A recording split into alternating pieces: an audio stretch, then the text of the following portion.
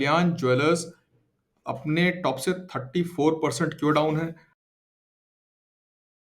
Hello friends, कैसे हैं आप?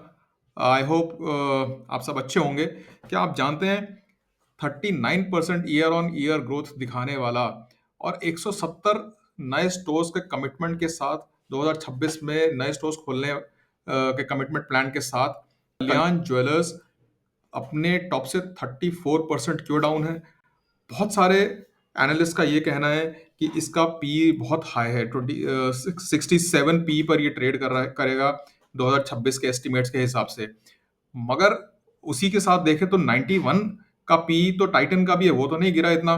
तो इस और जबकि इंडस्ट्री पी 62 है, ये मैं मानता हूं कि इसका पी हाई है, बट दैट डजंट जस्टिफाई इसका गिरना। बहुत सारे दो तीन रीजंस हैं इसके पीछे जो जो मुझे लगता है। पहला, कल्याण ज्वेलर्स पिछले 2 साल में करीब 400% का रिटर्न दे चुका है, और अगर हम 3 साल की बात करें तो करीब 750% का रिटर्न कल्याण ज्वेलर्स में हमने देखा है। ये एक पंप एंड डंप स्ट्रैटेजी का भी हिस्सा हो सकता है ये शेयर। जैसे कि परसों सेबी के एक माननीय मेंबर अनंत जी ने पॉइंट आउट किया था और कॉशियस रहने को कहा था इन्वेस्टर्स और ट्रेडर्स को। हो सकता है ये शेयर उसी स्ट्रैटेजी का हिस्सा हो, एफआईआईज का।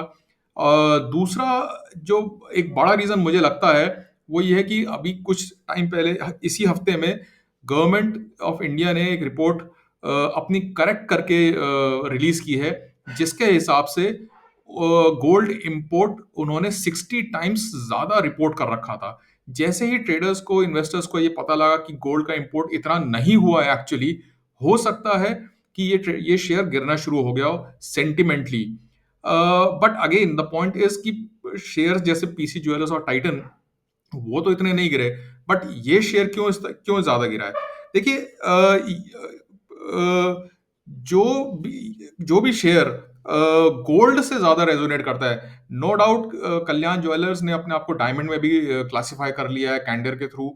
बट आज भी जो साउथ बेस्ड हमारे गोल्ड कंपनीज, ज्वेल्स कंपनी है, वो अभी भी गोल्ड से ज्यादा रेजोनेट करती हैं, जैसे पीएन गाडगिल, जैसे कि अपना ये कल्याण ज्वेलर्स। और ये शेयर्स बहुत ज्यादा गिरे हैं। पीसी ज्वेलर्स और टाइटन की अगर हम बात करें तो इन्होंने अपने आप को डाइवर्सिफाई कर रखा है। वॉचेस के लिए भी ये जाने जाते हैं और भी अदर कमोडिटीज के लिए जाने जाते हैं। सो ये एक रीजन है कि ये शेयर ज्यादा गिरा है।